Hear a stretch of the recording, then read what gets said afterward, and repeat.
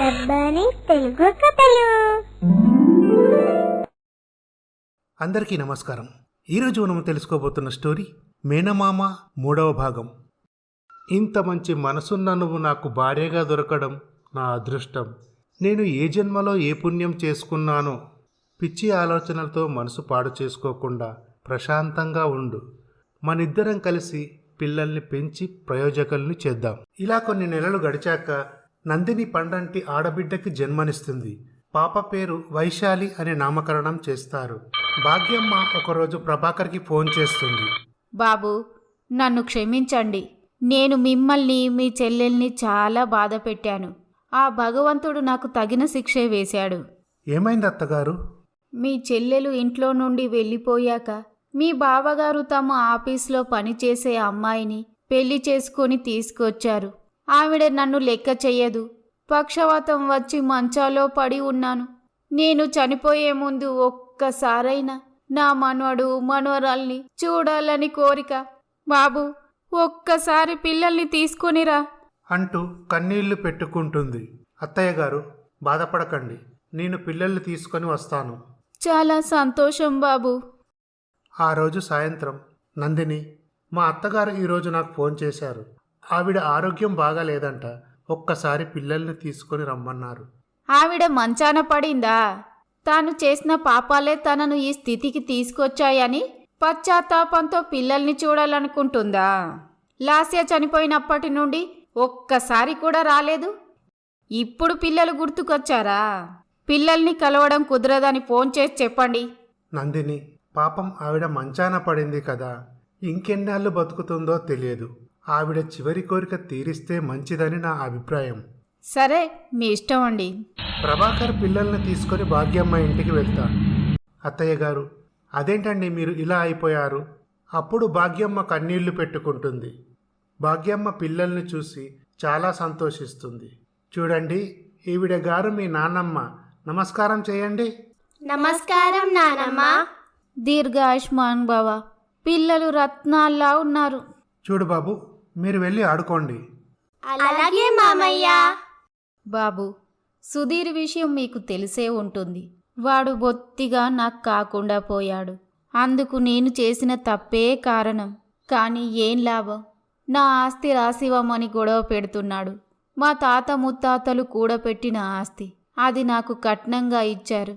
నేను బతికున్నంత వరకైనా దాన్ని అలాగే ఉంచాలన్నది నా ఆశ. అలాంటిది నా కొడుక్కిస్తే పిల్లలకేమీ ఇవ్వడు.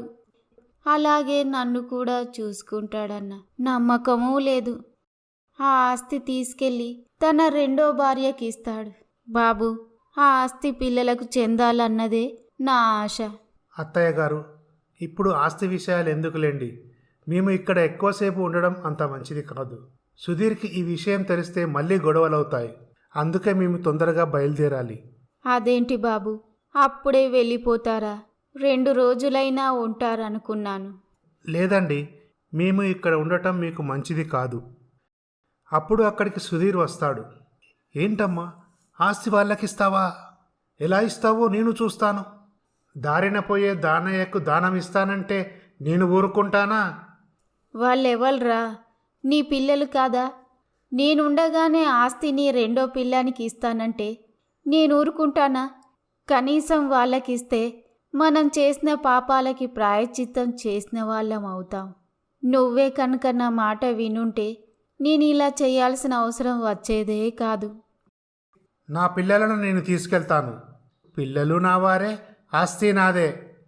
సుధీర్, పిల్లలు నా దగ్గరే ఉంటారు. నా చెల్లెల్ని పొట్టన పెట్టుకున్నా నేను ఊరుకున్నాను. పిల్లల జోలికి వస్తే మాత్రం అస్సలు ఊరుకునేదే లేదు. అప్పుడే లాస్య చేత కేసు పెట్టించి ఉంటే మీరు ఊచలు లెక్క పెట్టేవారు. మేము అప్పుడు అలా చెయ్యలేదు కాబట్టే మీరు బతికిపోయారు. మా చెల్లెల ఉసురు పోసుకున్నది చాలదా మీకు? మీకు ఏదైనా ఉంటే మీరు చూసుకోండి. ఆస్తి కోసం పిల్లల్ని పావుల్లాగా వాడకండి. బావగారు, కొంచెం మర్యాదగా మాట్లాడండి. ఎంతైనా నేను మీ ఇంటి అల్లుడిని. డబ్బు తప్ప మానవ సంబంధాల విలువలు తెలియని నీ ముందు మాట్లాడడం కూడా వృధానే. ఇక మేము కానీ పిల్లలు కానీ మీ మొహం చూడం. ఏం చేస్తారో చేసుకోండి. పిల్లల మీదికి వస్తే నేను ఎంతకైనా తెగిస్తాను అని ప్రభాకర్ పిల్లల్ని తీసుకొని అక్కడ నుండి వెళ్తాడు. ఇలా జరుగుతుండగా భాగ్యమ్మ తన దగ్గర ఉన్న డబ్బును పిల్లల పేరు మీద చెరో 3 లక్షల చెక్కును ఒక లెటర్ను పోస్టు ద్వారా ప్రభాకర్కు పంపిస్తుంది. అప్పుడు ప్రభాకర్ ఆ కవర్ ఓపెన్ చేసి చూస్తాడు. 2 చెక్కులు, ఒక ఉత్తరం ఉంటుంది. బాబు, నన్ను క్షమించు. నేను చేసిన పాపాలకు నివృత్తి లేదు. పిల్లలకు నా చేతితో డబ్బు ఇవ్వలేకపోయినా ఈ ఉత్తరంతో పాటు కొంచెం డబ్బు పంపిస్తున్నాను. 2 పేరు మీద బ్యాంకులో వేస్తే వారు పెద్దయ్యాక వారికి పనికొస్తుంది. పిల్లలు మీరు బాగుండాలి. వీలైతే నన్ను క్షమించు. ఉంటాను. అప్పుడు ప్రభాకర్ నందిని వద్దకు వస్తాడు. నందిని, మా అత్తయ్య గారు పిల్లలకు చెరో 3 లక్షల చెక్కు పంపించారు. అది ఎంత దరిద్రపు డబ్బు కాకపోతే పనికొచ్చిందా చూడు. బ్రతుకులు ఇలా నాశనం అయ్యాయి. ఆ దరిద్రం మనకొద్దండి. ఈ డబ్బు కూడా మనం తీసుకోకుండా ఉంటే మంచిది. నిజమే నందిని, ఈ పాపిష్టి సొమ్ము మనకు అక్కర్లేదు. ఇటు భాగ్యమ్మ ఆరోగ్యం క్షీణించి మరణిస్తుంది. ఇలా కొన్ని సంవత్సరాలు గడిచాక పిల్లలు పెద్దవారవుతారు. గౌతమ్ ఇంజనీరింగ్ పూర్తి చేసి క్యాంపస్ ఇంటర్వ్యూలో మంచి ఉద్యోగం సంపాదిస్తాడు. మామయ్య, నాకు మంచి ఉద్యోగం వచ్చింది. అదేంటి బాబు, అప్పుడే ఉద్యోగం చేస్తావా? ఇంకా పై చదువులు చదవచ్చు కదా. లేదు మామయ్య, నేను మీకు ఇంకా భారం కాకూడదనుకుంటున్నాను. ఇన్నాళ్ళు మమ్మల్ని ఇద్దరిని సొంత బిడ్డల్లా పెంచారు. ఇక నుండి హారికని, వైశాలిని నేను చదివిస్తాను. ఈ మాటలు విన్న ప్రభాకర్ చాలా సంతోషిస్తాడు. చూడు బాబు, నువ్వు పెద్దవాడి అయిపోయావు. ఇంటి బాధ్యత తీసుకుంటానన్నావు. ఆ మాటలు చాలు. నాకు ఇంకా రిటైర్మెంట్కు టైం ఉంది. లేదు మామయ్య, నేను ఉద్యోగం చేస్తాను. సరే బాబు. ఇటు హారిక, వైశాలి కాలేజీలో చదువుకుంటారు. ఇలా జరుగుతుండగా ప్రభాకర్ ఒకరోజు పార్కులో హారిక ఎవరో అబ్బాయితో మాట్లాడడం చూస్తాడు. ఆ రోజు సాయంత్రం ప్రభాకర్ హారికను ఆ అబ్బాయి గురించి అడగాలనుకుంటాడు. ఆ రాత్రి భోజనాలయ్యాక, అమ్మా హారిక, నీతో కొంచెం మాట్లాడాలి. ఒక్కసారి బయటికి రామ్మా. అలాగే మామయ్య గారు. చూడమ్మా, ఈ సంవత్సరంతో నీ చదువు పూర్తవుతుంది కదా. తర్వాత ఏం చేద్దాం అనుకుంటున్నావు? సంబంధాలు ఏమైనా చూడమంటావా? లేదు మామయ్య, నేను ఎంఎస్సీ చేద్దామనుకుంటున్నా. అది కూడా నాకు స్కాలర్షిప్ వస్తేనే. ఇంకా నా చదువు బాధ్యత మీ మీద వెయ్యదలుచుకోలేదు. అమ్మా, పెద్దవాళ్ళు అయిపోయారు. ఇంకా ఈ మామయ్యతో నీకేం పని? అది కాదు మామయ్య. పర్లేదు, కానీ నా స్నేహితుడు కొడుకు ఎమ్మెల్సీ చేసి మంచి పొజిషన్లో ఉన్నాడమ్మా. నీకు మంచి జోడి. మాట్లాడతాను. నీకిష్టమైతే ఎంఎస్సీ అయ్యాక పెళ్లి జరిపిస్తాను. అప్పుడు హారిక మౌనంగా ఉంటుంది. ఏమ్మా, నీకు ఇష్టం లేదా? లేక నువ్వెవరినైనా ఇష్టపడుతున్నావా? మరి మావయ్య, అది ఆనందని నాతో చదువుకుంటున్నాడు. మంచివాడు మావయ్య. నాకు ముందు నుంచి మంచి ఫ్రెండ్. నేనంటే అతనికి చాలా ఇష్టం. ముందుగా అతను నాకు ప్రపోజ్ చేశాడు.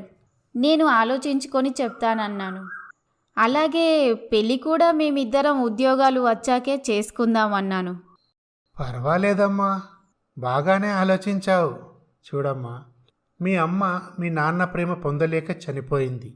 మనం ఇష్టపడే వాళ్ళకంటే మనల్ని ఇష్టపడే వాళ్ళని పెళ్లి చేసుకుంటే జీవితం బాగుంటుంది.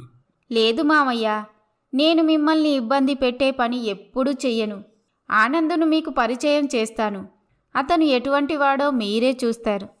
మీకు నచ్చితేనే సరి. అమ్మా, ఆనంద్ ఒక్కడే మంచివాడైతే సరిపోదమ్మా.